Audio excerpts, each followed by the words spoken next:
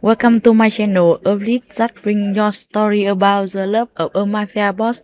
Now let's listen. The rain hammered against the kitchen window like accusatory fingers, each drop a reminder of how small I'd become.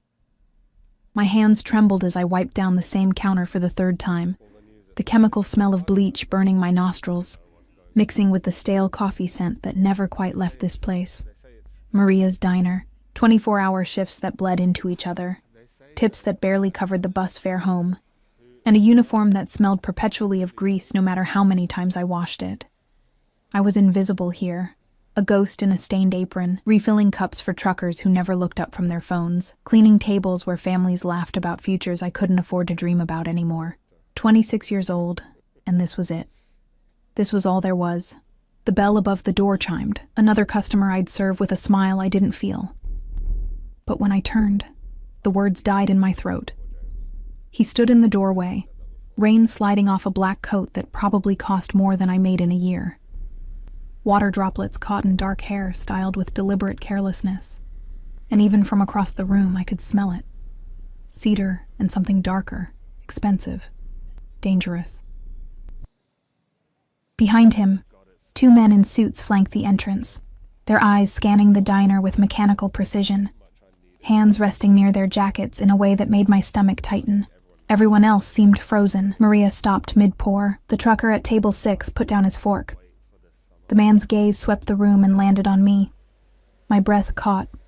Eyes like black ice assessed me in a single glance, not the way men usually looked at waitresses, searching for something to take. This was different. Clinical. Evaluating. As if he could see every failure, every humiliation, every night I'd cried myself to sleep in that moldy apartment I shared with 3 other girls. He moved forward, and the diner seemed to shrink around him. His shoes, polished leather that clicked against the linoleum, stopped at the counter. Up close, he was younger than I'd thought. Maybe 30. Sharp jawline, a small scar near his left eyebrow, and a presence that made the air feel heavier. "Coffee," he said. His voice was quiet, controlled, but it carried weight. An accent I couldn't quite place. European, maybe Italian. Black. My hands shook as I reached for the pot. "Don't spill it, don't spill it, don't..." "You're nervous," not a question, an observation. "I'm fine." The lie tasted bitter. I poured, managed not to make a fool of myself, and set the cup down. His fingers, long, elegant, a silver ring on his right hand, wrapped around it, and I noticed the scarring on his knuckles. Fighter's hands dressed in gentleman's skin. "What's your name?" Standard question. I'd answered it 1,000 times, but something about the way he asked made it feel like a confession. "Emma." "Emma." He repeated it slowly, as if testing how it felt in his mouth. "You work here often?" "Every day." I tried to smile. Failed. "Double shifts, mostly." His eyes narrowed slightly. "That's exhausting." "It's life." Behind him, one of his men whispered something urgent. The man at the counter, because I couldn't keep thinking of him as just the customer, raised a hand without looking back. Instant silence. "How much do you make?" he asked. Heat flooded my cheeks. That's not really... Humor me. Something in his tone suggested I didn't actually have a choice. With tips? Maybe 2,000 a month, on a good month. He didn't react. Didn't laugh. Didn't look surprised. Didn't offer false sympathy. He just watched me with those unreadable eyes, and I felt exposed in a way that had nothing to do with my worn uniform or the hole in my shoe I'd tried to hide with black marker. "Is that enough?" he asked. "It has to be." That's not an answer. My throat tightened. Behind me, Maria was pretending to organize menus, but I could feel her attention locked on this conversation. The other customers had returned to their meals, but the air still felt charged, electric. "No," I whispered. "It's never enough."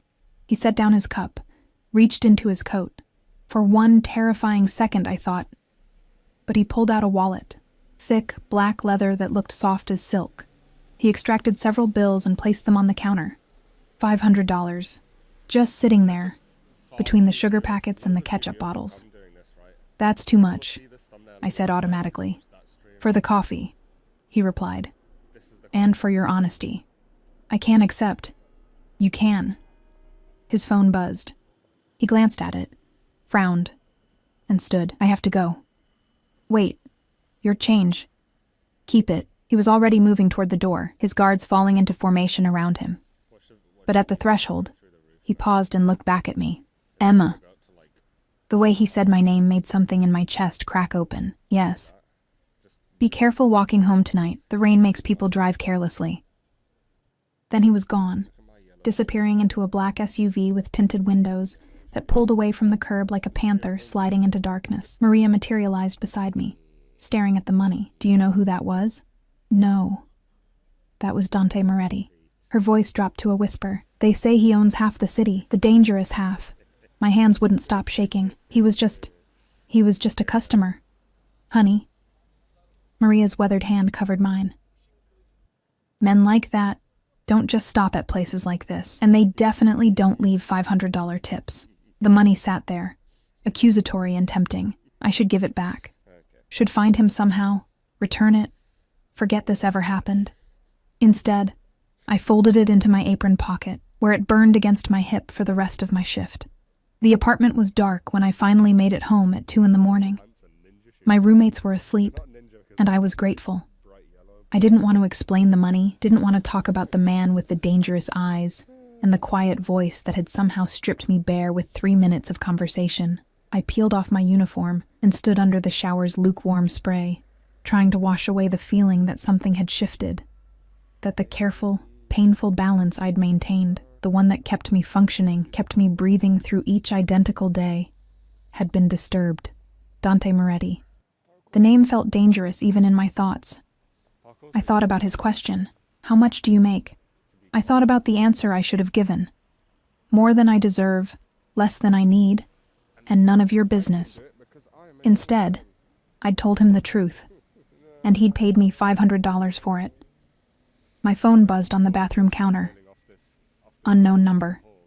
You made it home safely. Good. My heart stopped, then kicked into overdrive. Who is this?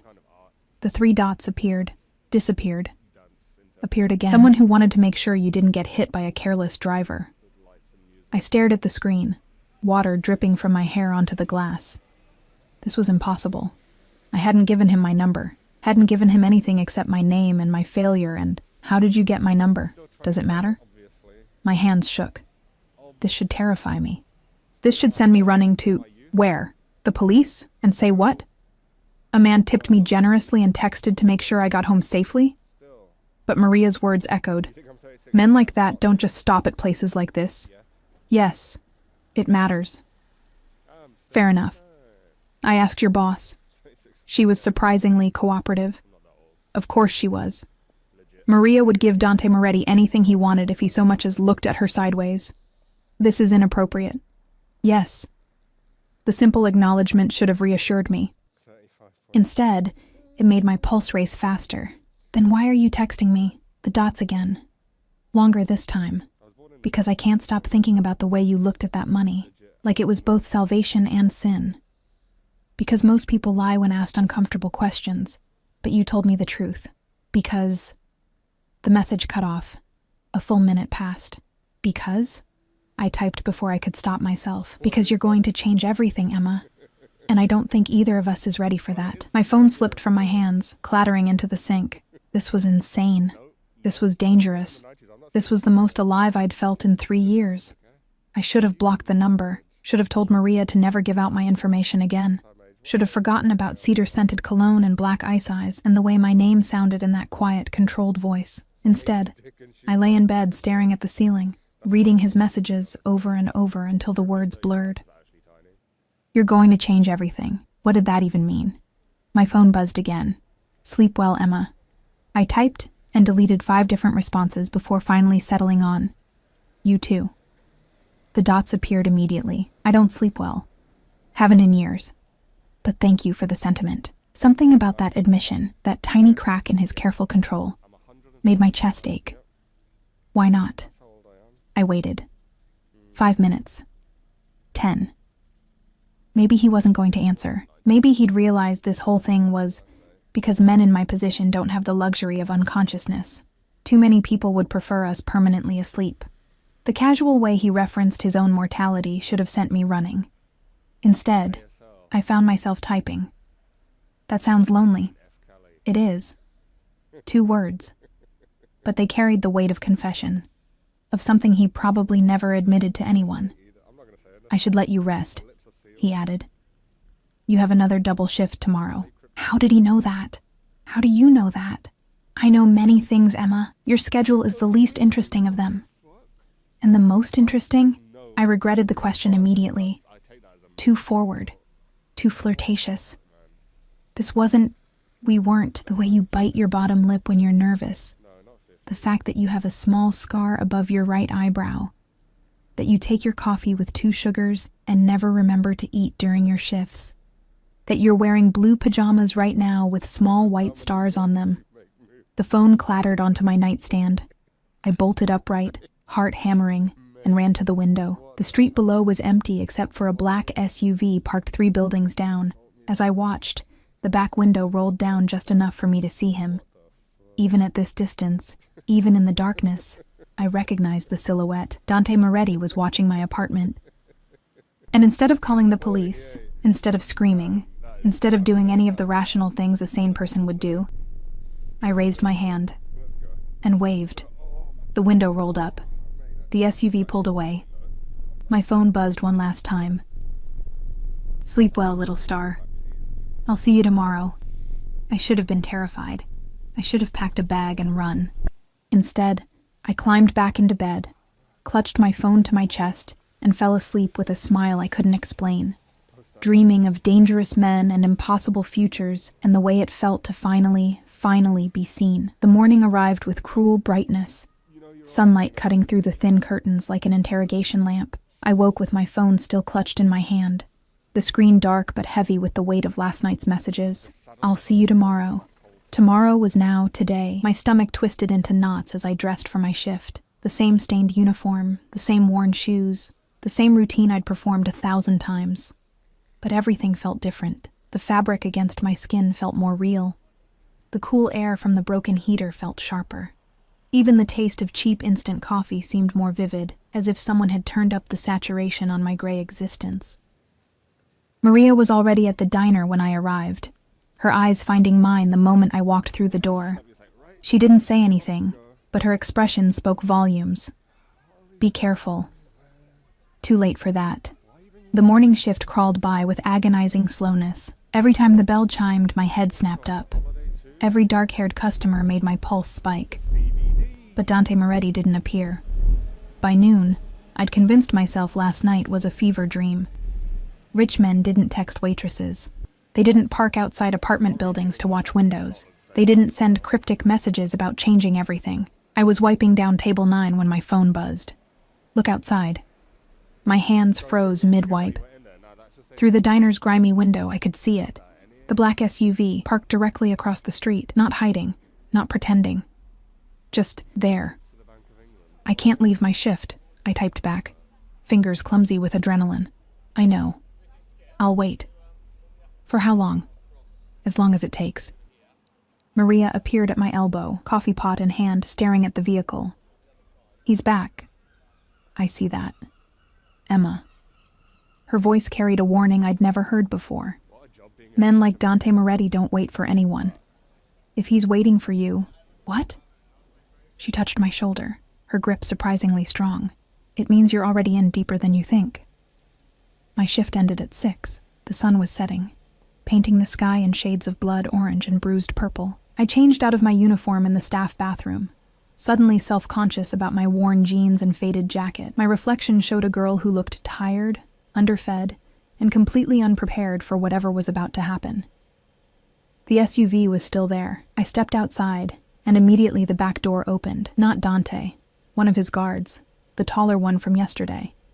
His face was impassive as he gestured toward the interior. Miss Emma, Mr. Moretti requests your company. Requests. As if I had a choice. But I did, didn't I? I could turn around, walk to the bus stop, go home to my moldy apartment and my lukewarm shower, and my life of invisible poverty. Or I could step into that SUV and let whatever this was consume me. I stepped inside. The interior smelled like leather and that cedar scent I'd been unable to forget. Dante sat on the far side, phone in hand, but he looked up the moment I settled into the seat. Today he wore charcoal gray, suit perfectly tailored, white shirt open at the collar, and that same silver ring catching the dying light. The door closed. We were alone. As alone as two people could be with two armed men in the front seats, and the weight of his attention pressing against my skin. "You came," he said. "You didn't give me much choice. You always have a choice, Emma." His eyes held mine. "You could have walked away, could I?" A ghost of a smile touched his lips. "Probably not." The SUV began moving, gliding through traffic with the confidence of a vehicle that knew it owned these streets. I should ask where we were going, should demand he take me home, should do 100 things that a smart woman would do. Instead, I asked, "Why were you watching my apartment?" "To make sure you were safe." "From what?" "From everything."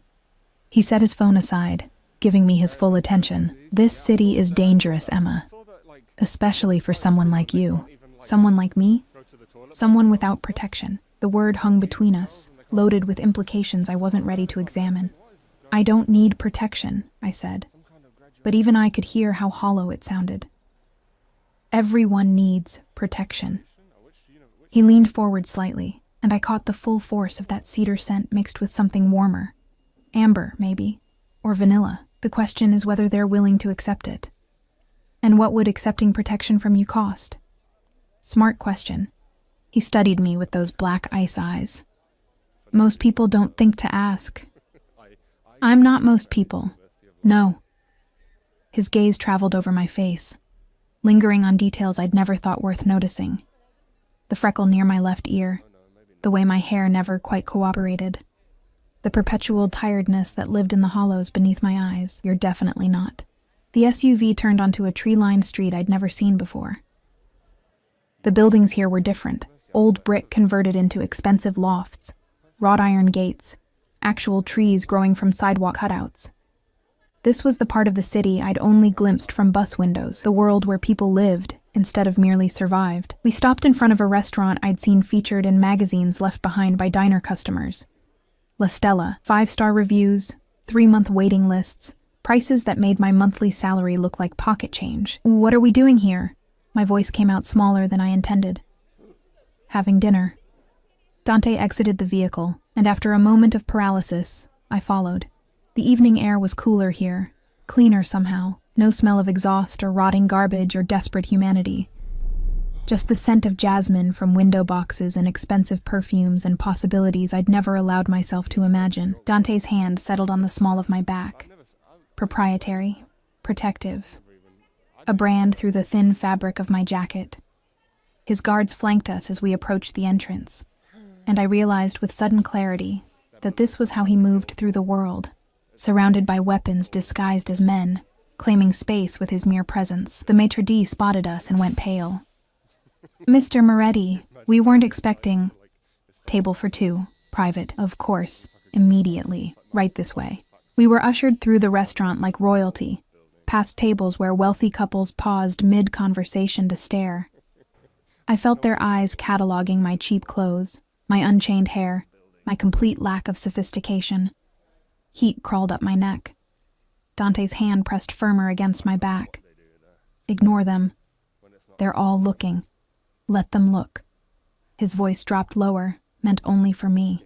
"Let them wonder what you have that their designer dresses and plastic smiles never could." "And what's that?" He held my gaze as the maitre d' opened a door to a private room. All soft lighting and elegant table settings and windows overlooking the city lights. My complete attention. The private room felt like a different universe. Crystal chandeliers cast patterns across white tablecloths, classical music played softly from hidden speakers, and through the floor-to-ceiling windows, the city spread out below us like scattered diamonds. I'd never been anywhere like this. Dante pulled out my chair, an old-world gesture that felt natural on him, and I sat, hyper-aware of my worn jeans against the velvet cushion. "I don't belong here," I whispered. You belong wherever I say you belong. He settled across from me, and even sitting, he radiated that careful control. And tonight, you belong here. A waiter appeared with menus leather-bound and heavy as books. I stared at the prices and felt my throat close. One appetizer cost more than my weekly grocery budget. Order whatever you want, Dante said. I can't, Emma. He reached across the table, his scarred fingers wrapping around my wrist. Not tight, not painful, but absolutely unmistakable. For tonight, money doesn't exist. Want doesn't have a price tag. Order whatever makes you happy. Nothing here will make me happy. His thumb traced the inside of my wrist, finding my racing pulse. Then what would? The question was so genuine, so devoid of mockery, that I found myself answering honestly. Answers. Ask. Why me? The words tumbled out before I could stop them. You could have anyone. Women who know how to dress, how to talk, how to exist in places like this. So why a waitress from a 24-hour diner? He released my wrist but held my gaze. Do you know what I do, Emma? Maria said you own half the city. Maria's being conservative. He leaned back. And for the first time, I saw something that might have been weariness in those carefully controlled features. I own businesses, properties, people. I make decisions that affect thousands of lives. I'm surrounded every day by individuals who tell me what they think I want to hear, who perform elaborate dances of deception and flattery. That sounds exhausting. It is. He paused as the waiter returned, and without consulting the menu, he ordered in fluent Italian, a language that sounded like silk and shadows in his mouth. When the waiter disappeared, Dante continued. 3 nights ago, I had dinner with a woman who'd spent 6 hours preparing. Designer dress, professional hair and makeup, rehearsed conversation topics. She laughed at my jokes, agreed with my opinions, and never once said anything real.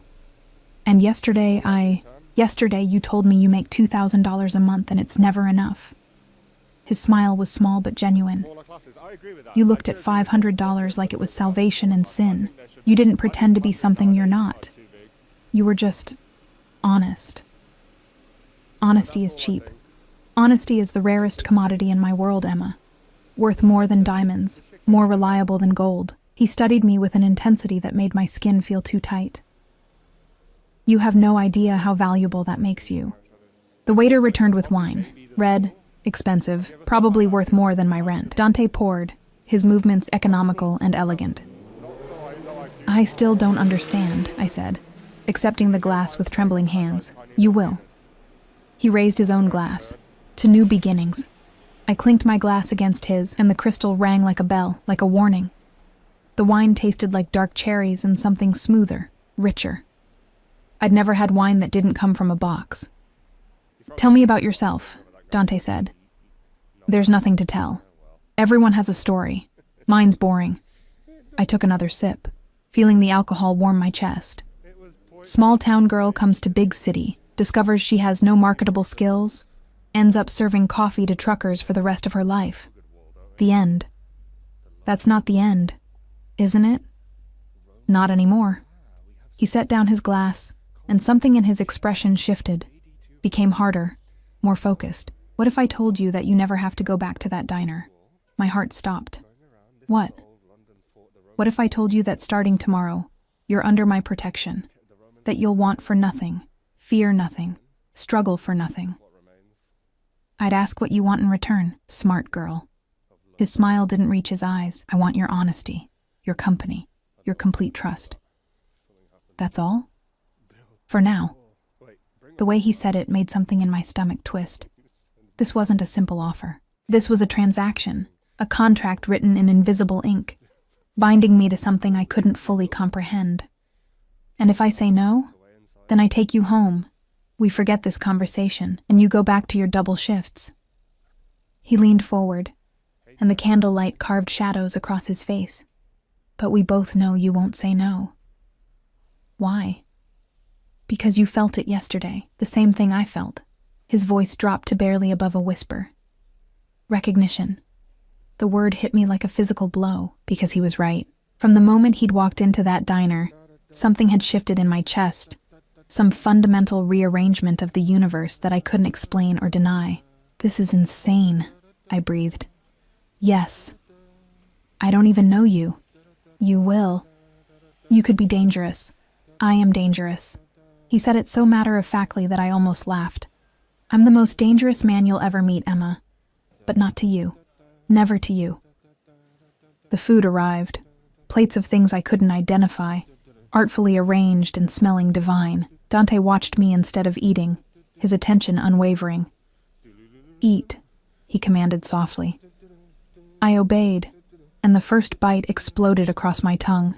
Flavors I'd never experienced, textures that made my eyes close involuntarily. When I looked up, Dante was smiling. Good? I don't have words.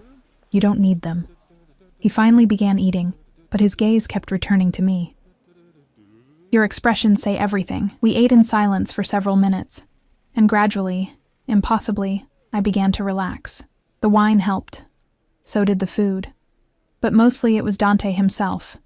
The way he didn't push, didn't demand, just existed across from me with patient intensity. Can I ask you something? I ventured. Anything. Last night you said you don't sleep well. Yes. Why tell me that? He set down his fork, considering the question with the same seriousness he seemed to give everything. Because you asked, and because... He paused, and for the first time, I saw uncertainty flicker across his features.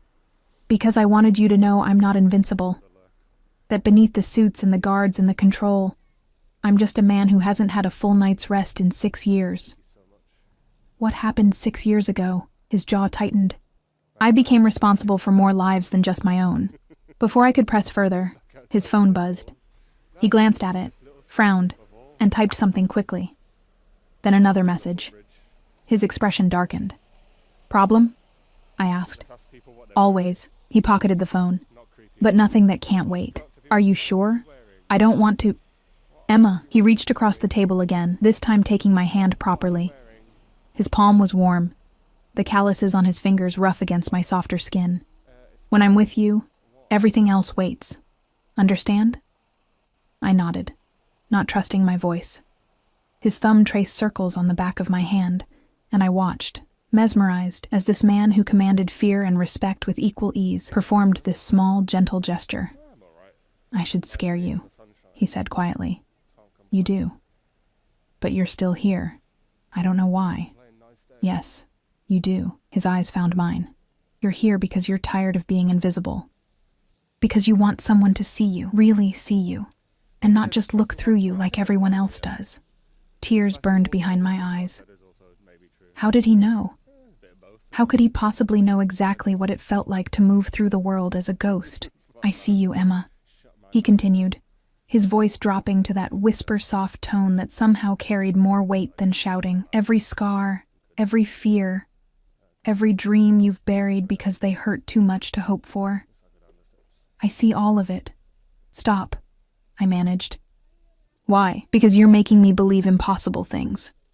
What if they're not impossible? He stood, pulling me gently to my feet. What if everything you've ever wanted is standing right here, offering you his hand? We stood there, inches apart, his hand still holding mine. Through the windows, the city glittered. 1,000 lives playing out in those lit windows, none of them aware that in this private room, the trajectory of my entire existence was tilting on its axis.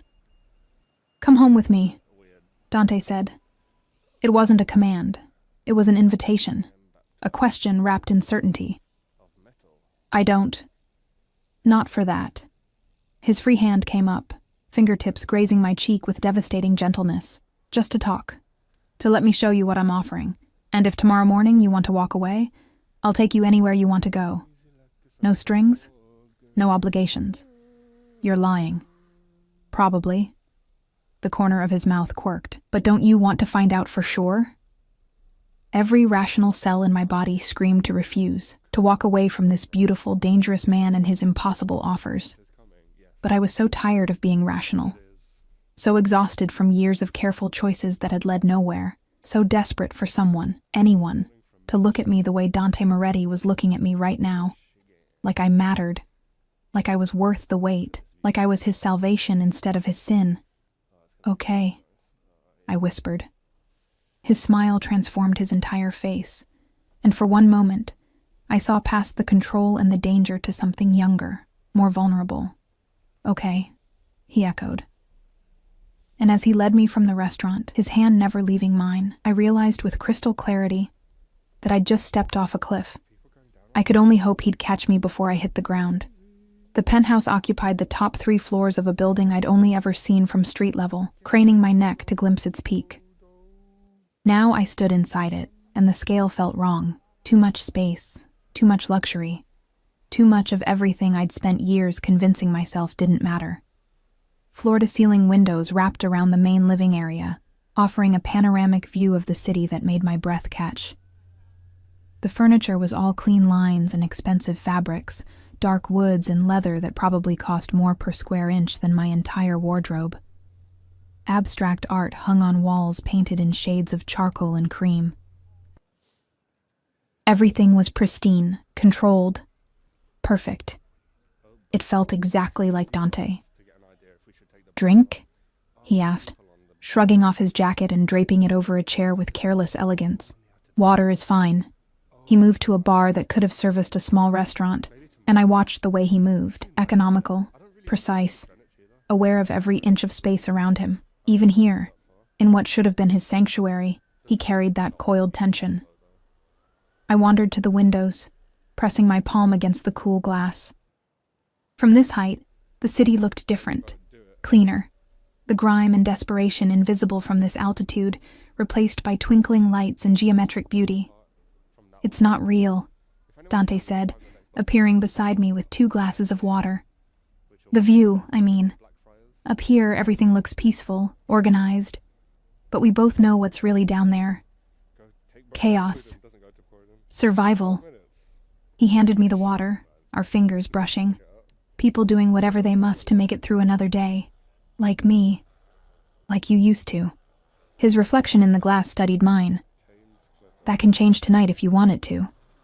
I turned to face him properly. "Why do you keep saying that? What exactly are you offering, Dante?" He set his glass down on a nearby table and faced me fully, hands in his pockets. A deceptively casual stance that somehow made him look more dangerous, not less. "Protection, security, everything you need." He paused. "In exchange for your presence in my life." "As what? A mistress? A trophy?" "As my wife." The water glass slipped from my fingers. Dante caught it before it hit the floor, his reflexes inhumanly fast, and set it safely aside. When he straightened, his expression was unreadable. "That's insane," I managed. "Is it?" "Yes. We met yesterday." "Yesterday, Dante. People don't...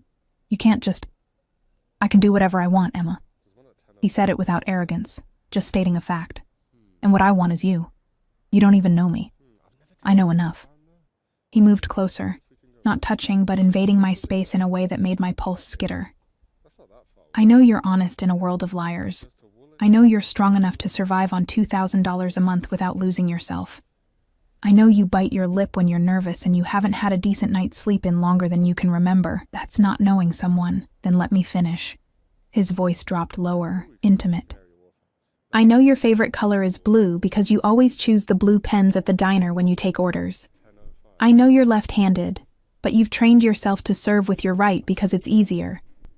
I know you have a small birthmark on your left wrist that you cover with your watch. I know you're terrified right now, but you're still standing here, which means you're braver than you think." Each observation hit like a physical touch. "How do you know all that?" "I've been watching you for 3 weeks, Emma." The admission should have terrified me. Instead, it sent a different kind of shiver down my spine. Something darker, more complicated. 3 weeks? Since the first time I stopped at that diner for coffee. He reached out slowly, giving me time to pull away, and tucked a strand of hair behind my ear. "You smiled at a trucker who'd been rude to you all morning. Even gave him extra sugar packets without charging him. And I thought, she's either a saint or a fool. Which am I?" "Neither." His fingertips traced the curve of my jaw. "You're a survivor with a soft heart, which is the rarest combination of all. And I decided right then that I couldn't let the world break you. So you decided to own me instead? No. His hand dropped, and I immediately missed the contact. I decided to offer you a choice. Continue as you are, struggling, exhausted, invisible, or marry me and never worry about money, safety, or being unseen again. And what do you get out of this? You. Simple, direct, devastating. Your honesty, your company, your trust. You said that at dinner, but there has to be more. He studied me for a long moment, then moved to the windows, staring out at his kingdom. In my world, Emma, family is everything. Loyalty is currency, and weaknesses are weapons. He turned back to me.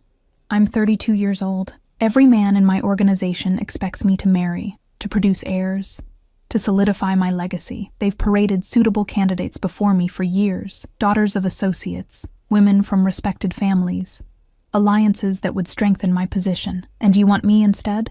I want someone who chose me, not my name, or my money, or my power. His jaw tightened. Someone who'll be honest when everyone else is lying. Someone who'll remind me what matters when I'm drowning in blood and politics. That's a lot of pressure. Yes. What if I disappoint you? Impossible. He crossed back to me, and this time when he touched my face, both hands cupped my cheeks, thumbs brushing my cheekbones. You couldn't disappoint me if you tried, little star. The nickname from last night's text message made something in my chest crack open.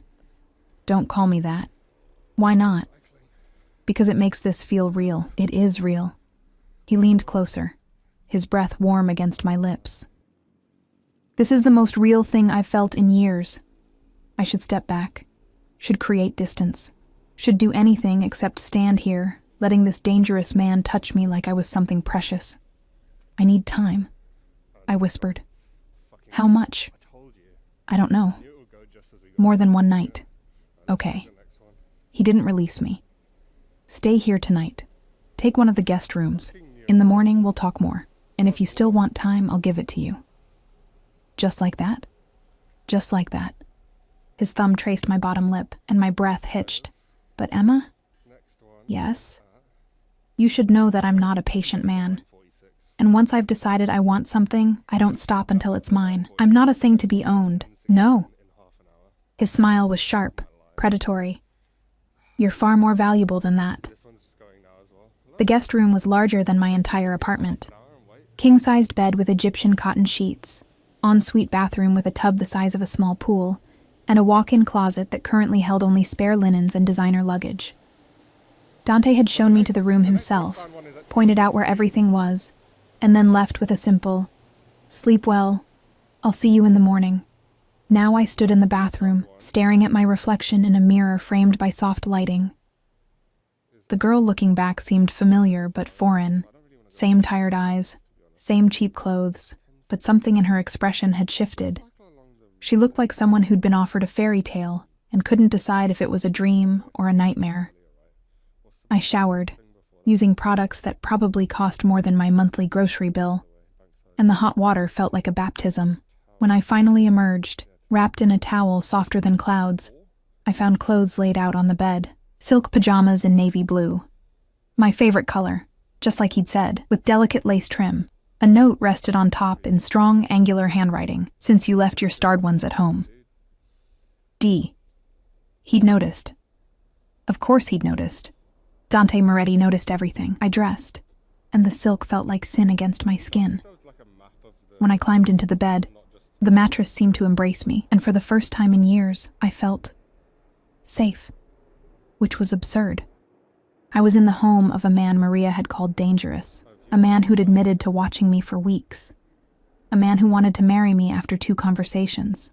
But as I lay there in the darkness, listening to the soft sounds of the penthouse settling around me, I couldn't deny the truth. I'd never felt more protected in my life. I woke to sunlight streaming through windows I'd forgotten to close, and the smell of coffee drifting under the door. For one disoriented moment, I thought I was dreaming. Then, reality crashed back.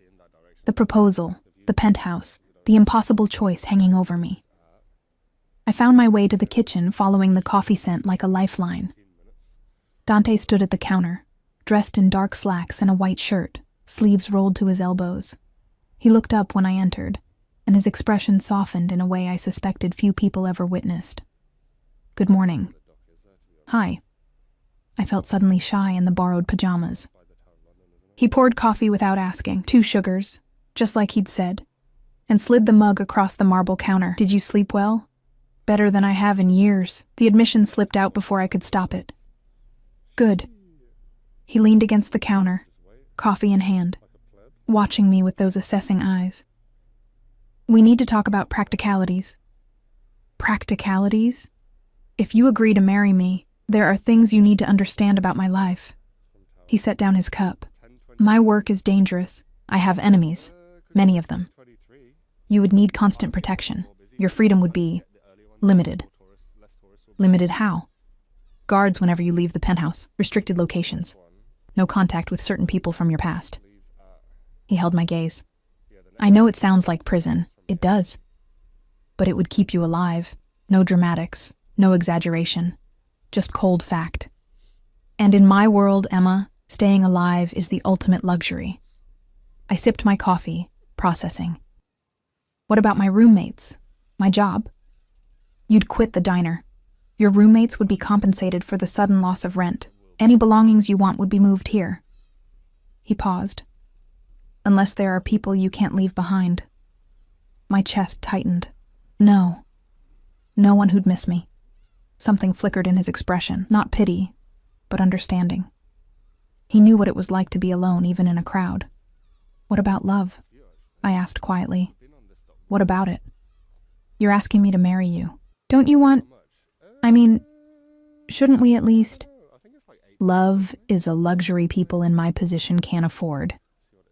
He moved around the counter, stopping just in front of me. "But I can offer you something more reliable than love, Emma. Devotion. Protection. Complete and utter commitment to your safety and happiness." "That's not the same thing." "No." His hand came up, fingers threading through my hair. "It's better. Love fades. Passion burns out. But devotion? That's built on choice and fed by action. It lasts. You sound like you've thought about this a lot." "I've had 6 years to think about what I want in a partner." His thumb traced my temple. "And then you walked into my life and made it simple." "How?" "Because with you, I don't have to pretend." He leaned down, his forehead resting against mine. "I can be exactly who I am, monster and man. And you look at me like I'm just human." "You are human. Most people forget that." His breath ghosted across my lips. "But not you." We stood like that, breathing the same air, and I felt the weight of his loneliness pressing against mine. 2 people who'd perfected the art of survival discovering they were tired of merely existing. "I need to know something," I whispered. "Ask." "If I say yes, if I marry you, will you hurt me?" His entire body went rigid. Then slowly, he pulled back just enough to look into my eyes. What I saw there made my breath catch. Fury and pain, and something that looked almost like grief. "Never." The word came out harsh, absolute. "I would burn this entire city to ash before I let anyone, including myself, cause you harm. Do you understand me, Emma? You would be mine to protect, not to damage." "Okay. Okay, you understand? Or okay, you'll marry me?" My heart hammered against my ribs. This was insane. Reckless. The kind of decision that would alter the entire trajectory of my life. But when I looked at Dante Moretti, this dangerous, controlled, surprisingly gentle man who'd somehow seen past my invisible exterior, I realized I'd already made my choice the moment I stepped into his SUV. "Okay, I'll marry you." Everything moved with terrifying speed after that. Within hours, Dante had made calls in rapid Italian, his voice clipped and commanding. People appeared. Lawyers with briefcases, a woman with fabric samples and measuring tape, another with jewelry catalogs. They treated me with careful deference, calling me Miss Emma or Ma'am, while their eyes assessed and calculated my worth in Dante's world. I signed papers I barely understood. Prenuptial agreements that protected assets I couldn't fathom, contracts that made my head spin. A lawyer explained each clause in patient detail, but the words blurred together. All I really understood was that if I left, I'd walk away with nothing. And if I stayed, everything Dante owned would protect me. It's standard, the lawyer assured me, though his expression suggested nothing about this situation was standard at all. Dante sat beside me throughout, his hand resting on my lower back, a constant reminder of his presence, his claim. When I hesitated over certain clauses, his thumb would trace small circles against my spine, grounding me. You don't have to sign anything you're uncomfortable with, he murmured at one point. And if I don't? Then we revise until you are comfortable. His eyes held mine. This is a partnership, Emma, not a dictatorship. I signed everything. The wedding was scheduled for 3 days later. 3 days to transform from invisible waitress to mafia wife. 3 days to second-guess every decision that led me here. The woman with fabric samples, Isabel, she'd introduced herself, returned the next morning with dresses. Not the poofy white confections I'd imagined, but elegant sheaths in ivory and champagne, sophisticated and understated. Mr. Moretti specified you should feel comfortable, Isabel explained, as she laid them out across the guest room bed. He said, and I quote, "She should look like herself, only more so." Something about that observation made my throat tight. I tried on 7 dresses before finding the one. Silk charmeuse in pale champagne that skimmed my body without clinging, with delicate straps and a low back that made me feel exposed and powerful simultaneously. When I emerged from the bathroom, Isabel's eyes widened. "That's the one," she breathed. Dante appeared in the doorway. I hadn't heard him approach, but suddenly he was there, filling the space with his presence. His gaze traveled over me slowly, thoroughly, and something dark and possessive flashed in his eyes. "Out," he told Isabel without looking away from me. She gathered her things and vanished with practiced speed. We stood alone in the guest room, me in the wedding dress, him in his perfectly tailored suit, and the air between us felt charged with something I didn't have words for. "You're beautiful," he said quietly. "It's just a dress." "No." He moved closer, stopping just inches away. "It's you. The dress is just fabric. But you—" His hand came up, fingertips grazing my collarbone. "You're going to be my wife." The possessiveness in his tone should have frightened me. Instead, it sent heat pooling low in my stomach. "Are you having second thoughts?" I asked. "About marrying you." His laugh was dark.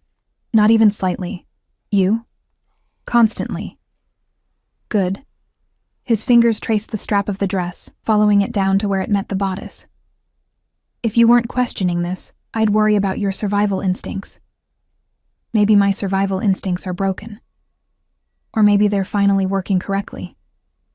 He leaned down, his lips brushing my ear.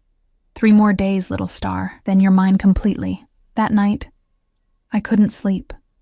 The penthouse was quiet, except for the distant hum of the city, and I found myself wandering the halls like a ghost. I discovered Dante's office by accident. The door slightly ajar, light spilling into the darkened corridor. He sat behind a massive desk, shirt sleeves rolled up, tie discarded, reading something on his computer screen with that intense focus I was beginning to recognize. 2 of his guards stood near the windows, and they straightened when they noticed me. Dante's head snapped up immediately. "Emma."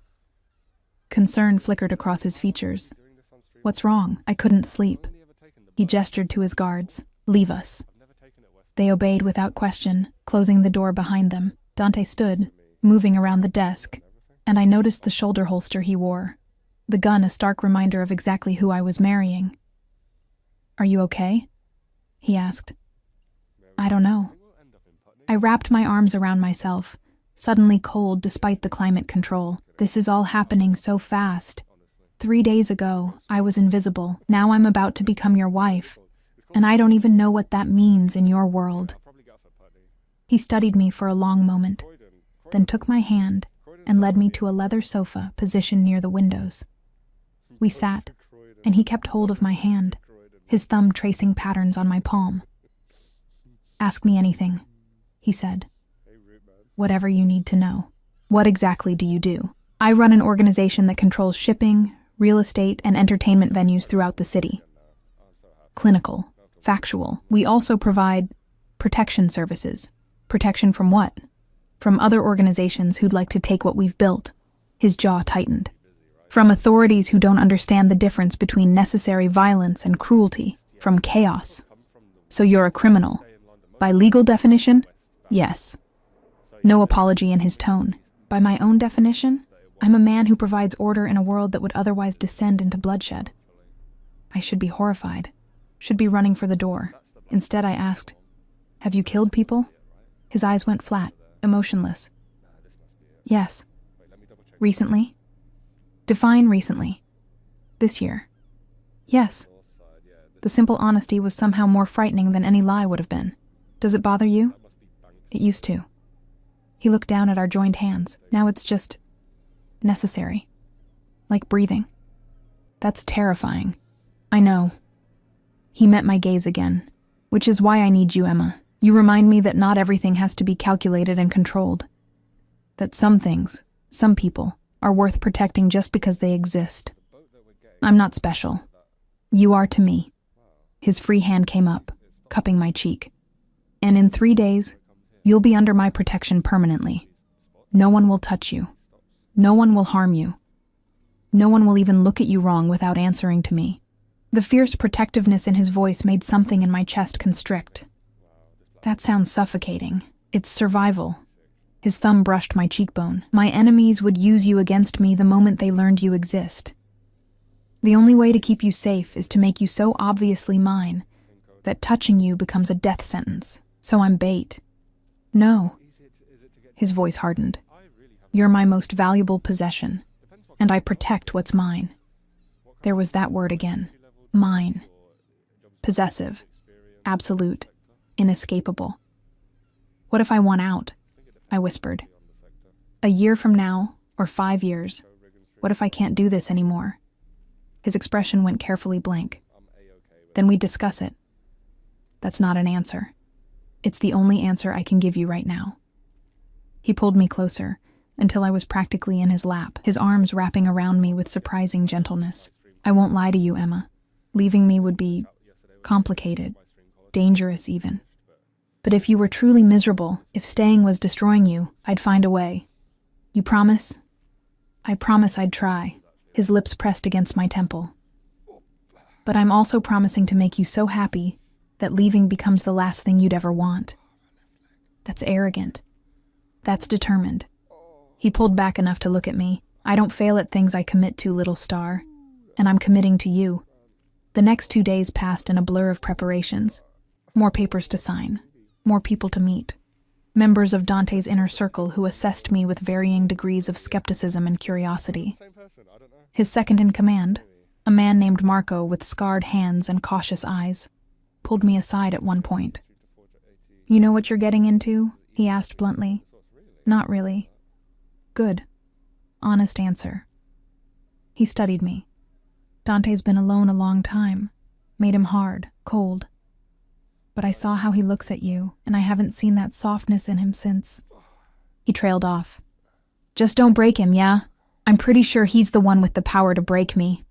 Marco's smile was grim. You'd be surprised. I thought about that conversation as I stood in front of the mirror on the morning of the wedding. Isabel making final adjustments to the dress. You'd be surprised. As if I had some kind of power in this arrangement beyond simply existing as Dante's chosen bride. A knock on the door. Isabel opened it to reveal Dante, dressed in a charcoal suit that made him look like sin personified. His eyes found me in the mirror, and everything else ceased to exist. You're not supposed to see the bride before the ceremony, Isabel protested weakly. I don't care about superstitions. He crossed to me, dismissing Isabel with a gesture. When we were alone, he turned me to face him. How are you feeling? Terrified. Good. His hands settled on my waist. So am I. You don't look terrified. I'm excellent at hiding it. His forehead pressed against mine, but I'm about to stand in front of my entire organization and claim you as mine. And the only thing scarier than that is the thought of you changing your mind. I'm not going to change my mind. Promise? I looked up at him, this dangerous, powerful man who somehow made me feel seen, and nodded. Promise. He kissed me then, the first real kiss we'd shared. It started gentle, almost hesitant. as if he was afraid I might shatter. But when I leaned into him, when my hands came up to grip his jacket, something shifted. The kiss deepened, became hungry, claiming a preview of possession to come. When he finally pulled back, we were both breathing hard. 3 hours, he said roughly. Then you're mine.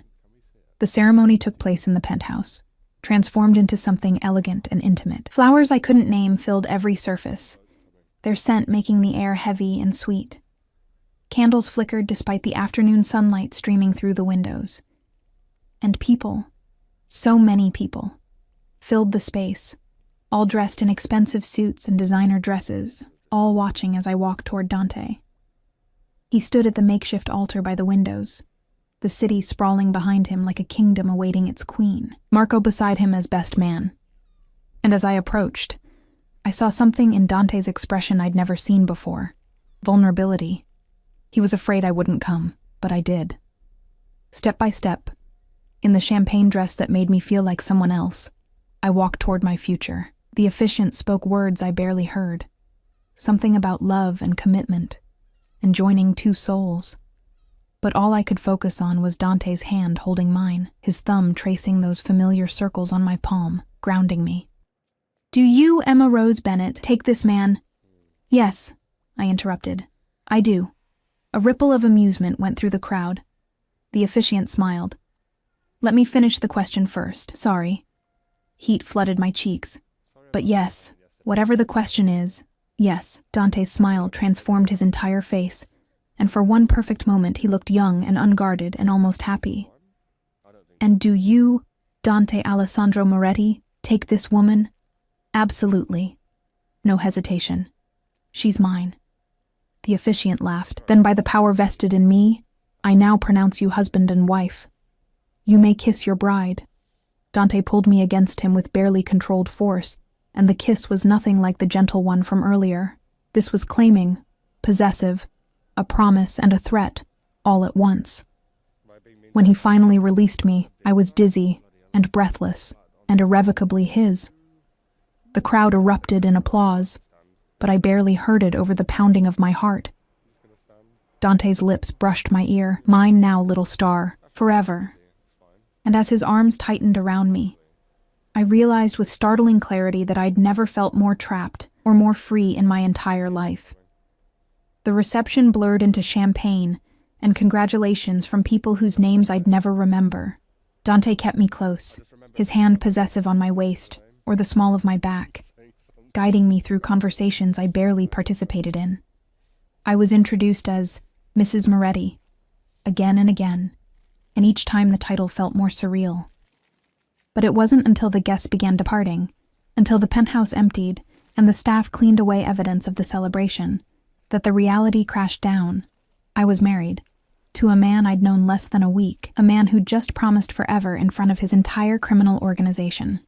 "You're trembling," Dante observed as we stood alone by the windows, the city lights winking like distant stars.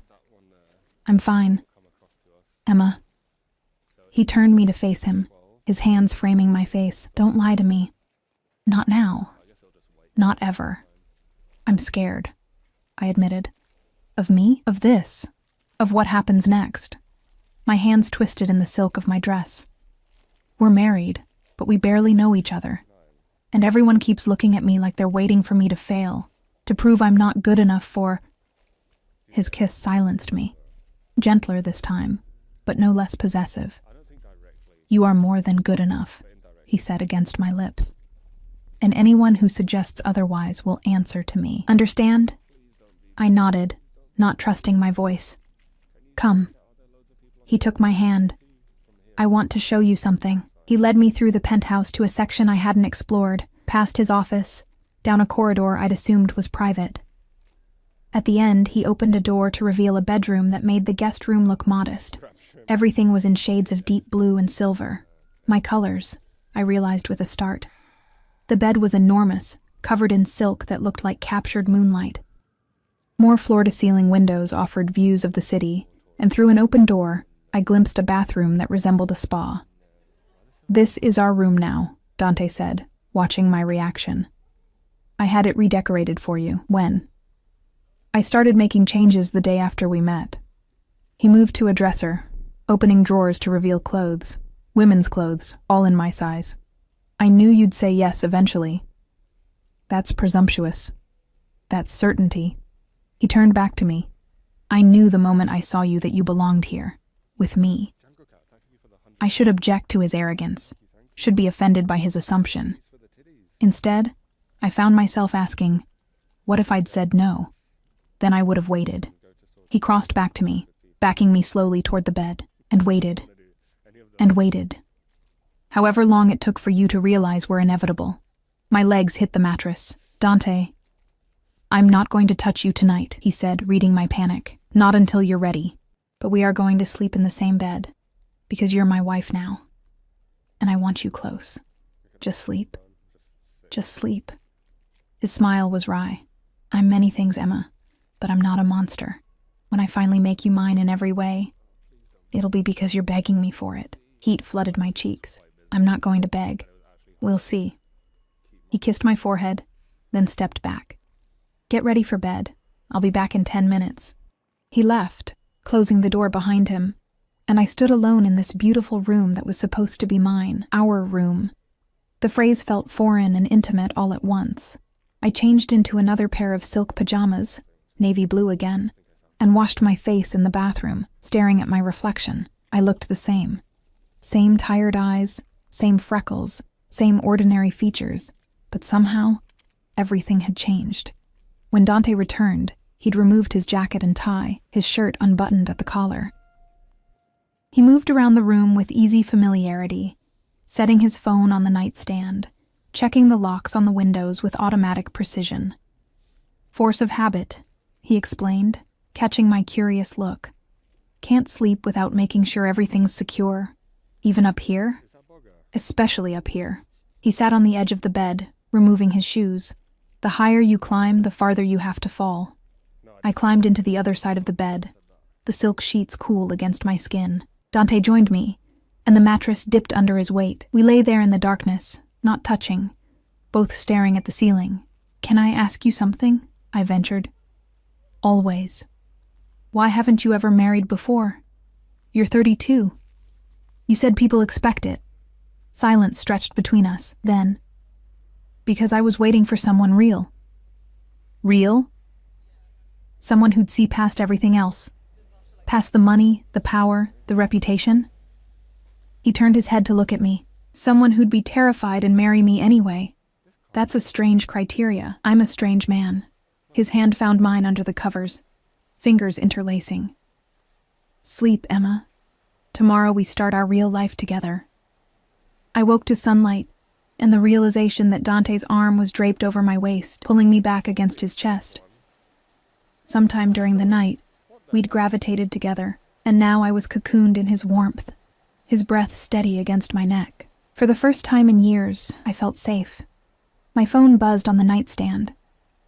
Dante must have brought it from the guest room. I reached for it carefully, trying not to wake him, but his arm tightened.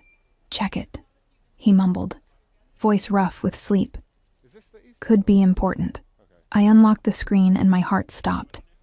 17 missed calls, dozens of text messages, all from the same number I'd spent 3 years trying to forget.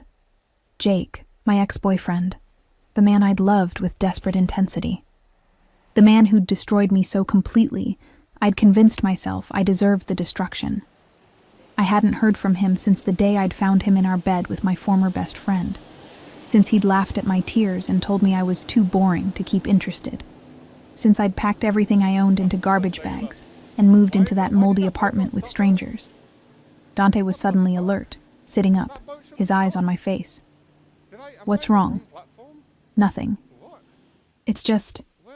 He took the phone from my trembling hands, read the messages, and his entire expression went cold, dangerous. The man I'd seen hints of but never experienced directly. Who is Jake? His voice was deceptively calm. My ex. The one who hurt you. It wasn't a question. Somehow he already knew. Yes. Dante scrolled through the messages, his jaw tightening with each one. When he finally looked up, his eyes were black ice. He's seen the news about our wedding. Now he wants you back. not a hint of emotion in his tone. He says he made a mistake, that he loves you, that he'll treat you right this time. I don't care what he says, don't you? He handed back the phone. He was your first love. He clearly still has power over you. You're shaking just seeing his name. I'm shaking because I'm angry. The words came out fiercer than I'd intended. He had 3 years to realize he made a mistake. 3 years while I was working myself to death, sleeping in a room with water damage, eating ramen for dinner. And now that I'm married to you, now that I'm finally safe, that's when he decides I'm worth something. Dante's expression shifted, the coldness melting into something warmer. Satisfied. Say that again. What? The part about being safe. He pulled me against him. Say it again. I'm safe now. My voice cracked. Because of you. Yes. His arms tightened around me. You are. And he'll never touch you again. Do you understand? Never.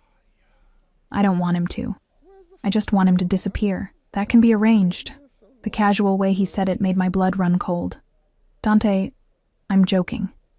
But his smile didn't reach his eyes. Mostly. My phone buzzed again. Another message from Jake. I'm coming to see you. We need to talk. Dante took the phone, typed something rapidly, and handed it back. This is Emma's husband.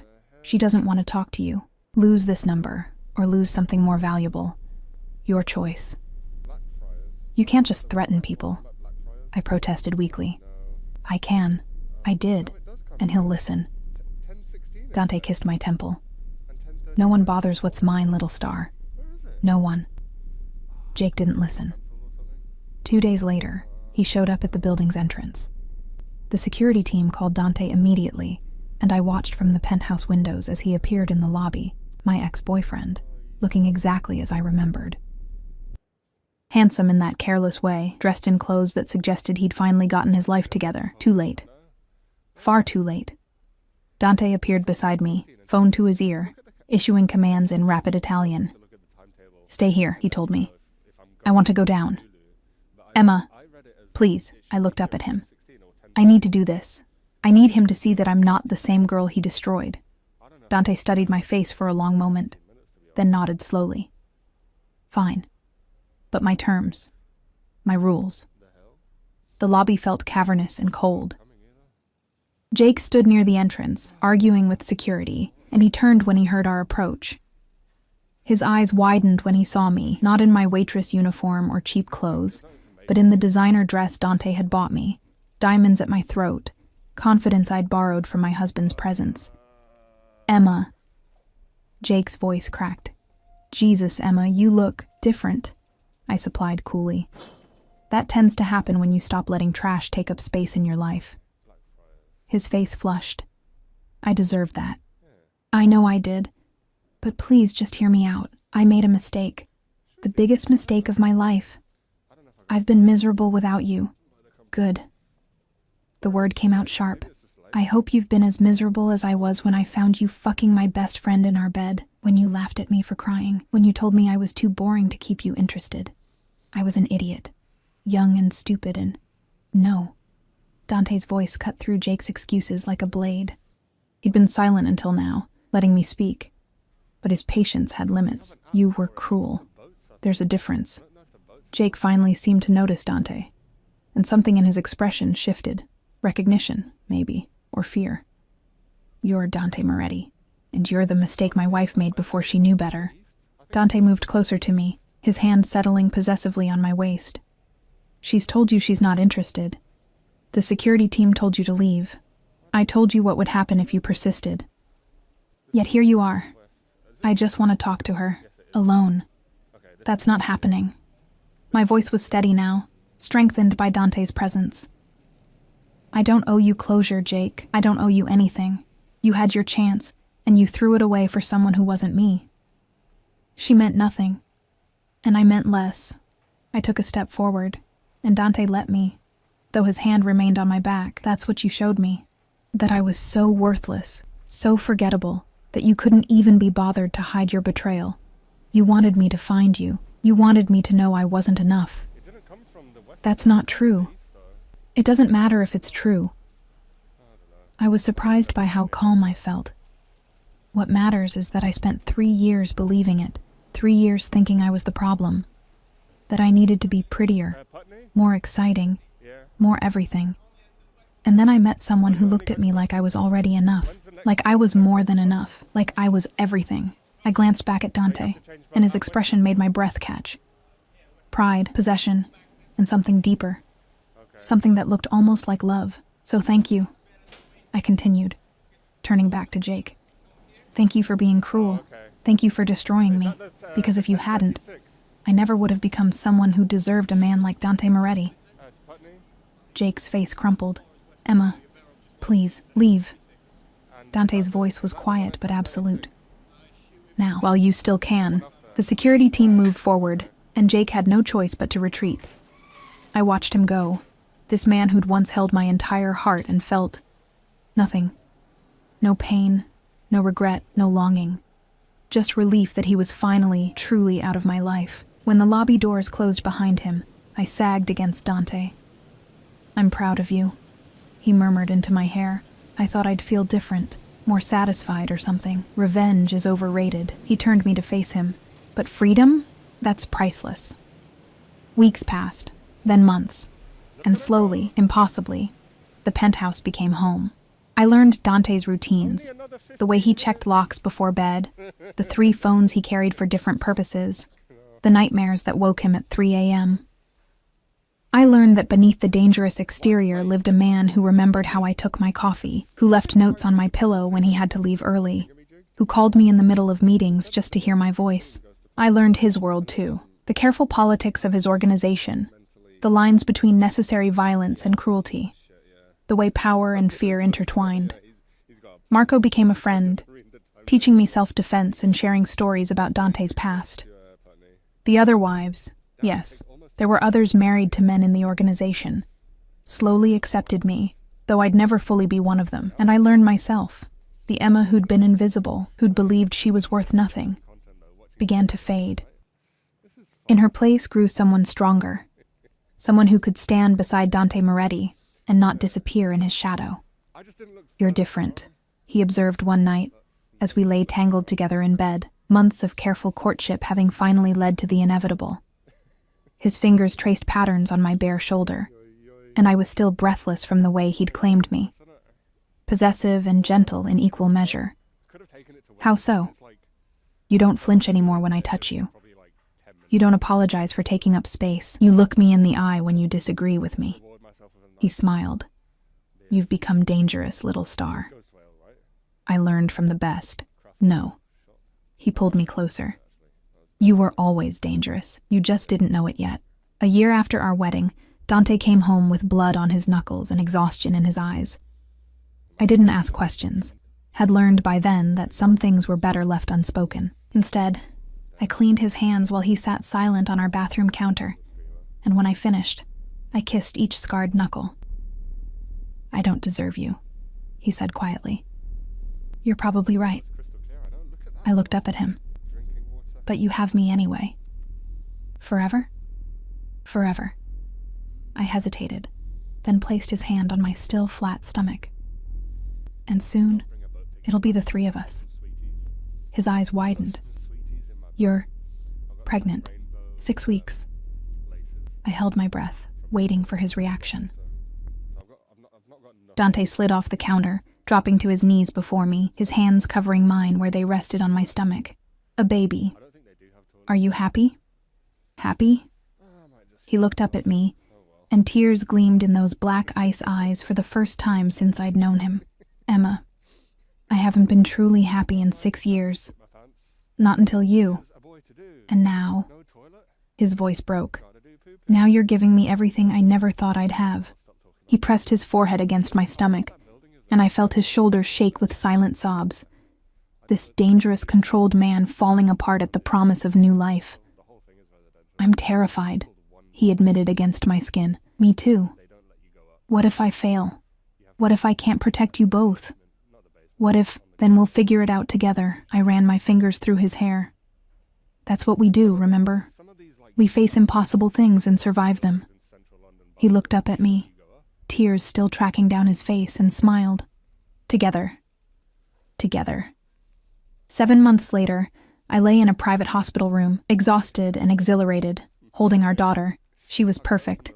Dark hair like her father, but my eyes, blue-gray like morning fog. Dante sat beside the bed, unable to look away from her tiny face. "She's so small," he whispered, terrified to hold her. "She's perfect." I guided his arms around her, watched his entire body tense with the fear of causing harm. But when she yawned and snuggled against his chest, something in him cracked open. "Hello, little one," he murmured. "I'm your father, and I promise I'll spend every day of my life making sure you know you're loved, that you're wanted, that you're worth everything." "What should we name her?" I asked. He thought for a moment, then smiled. "Stella, Italian for star. Stella Moretti." I tested the name. "It's perfect. Like her mother." He looked at me, and in his eyes, I finally saw it. The thing he'd claimed couldn't exist in his world. Love. Pure, absolute, all-consuming love. "Thank you, Emma, for saving me, for giving me this, for being brave enough to marry a monster and see the man underneath. You were never a monster to me." I reached for his free hand, squeezing gently. "You were just the first person who saw me. And now we see each other." He leaned over, kissing me softly while our daughter slept between us. "Forever, little star. Forever." I agreed. And as I lay there in that hospital room, holding proof of the impossible life I'd built with this dangerous, devoted man, I realized something. I'd spent years being invisible, thinking that was safety. But I was wrong. True safety wasn't invisibility. It was being seen completely, flaws and fears and failings, and loved anyway. It was finding someone who'd burn the world to keep you warm. It was choosing to leap off a cliff because you trusted someone would catch you. And Dante Moretti had caught me, held me, and transformed my free fall into flight. 3 years ago, I was a ghost in a stained apron, surviving on scraps and prayers. Now, I was a wife, a mother, a woman who'd learned her own worth through the eyes of a man who saw value where others saw nothing. Jake had called me boring, invisible, not worth keeping. But Dante had called me essential. And in the end, that made all the difference. Final. The morning sun streamed through the hospital windows, painting everything gold. Dante had finally dozed off in the chair beside my bed, our daughter still cradled protectively against his chest. I watched them. This man who held the city in his iron grip, rendered completely vulnerable by 7 pounds of helpless humanity, and felt my heart expand with a fullness I'd never imagined possible. My phone buzzed quietly. A message from Maria at the diner. "Heard the news. Congratulations, honey. I always knew you were destined for more than refilling coffee cups." I smiled, typing back, "Thank you for everything," because she had helped, in her way, by being kind when kindness was rare, by giving Dante my number without question, somehow recognizing that he was exactly what I needed even when I didn't know it myself. Dante stirred, his eyes opening slowly. "What are you smiling about?" "Everything." I gestured at the 3 of us, this impossible family we'd created from chance and choice and stubborn determination. This, us, the fact that I'm not invisible anymore. "You were never invisible, little star." He stood carefully, placing Stella in her bassinet before climbing into the hospital bed beside me, pulling me against his side. "You just needed someone to turn on the lights." We lay there in comfortable silence, watching our daughter sleep, and I thought about the girl I'd been, exhausted, alone, convinced her life would never amount to anything more than doubled shifts and cheap coffee. She'd been wrong, because sometimes salvation came in unexpected packages. Sometimes it wore expensive suits and carried guns, and offered you a deal that seemed too good to be true. And sometimes, when you were brave enough to accept impossible offers from dangerous men, you discovered that the cliff you'd jumped from wasn't a fall at all. It was the beginning of flying. "I love you," I whispered against Dante's chest. His arms tightened around me. "I love you more than I thought I was capable of loving anything. Even more than your organization?" "Infinitely more." He kissed my hair. "You and Stella are my real empire, Emma. Everything else is just noise. Outside the window, the city woke to another day. Millions of people starting their routines, chasing their dreams, surviving their struggles. Somewhere out there, another girl might be working in a diner, invisible and exhausted, convinced her life had already peaked, but maybe, just maybe, someone would walk through that door and see her, really see her, and offer her a hand up instead of holding her down. That's what I hoped for anyway. That's what I'd learned from my impossible fairy tale. That being seen was worth the risk. That love could exist even in darkness.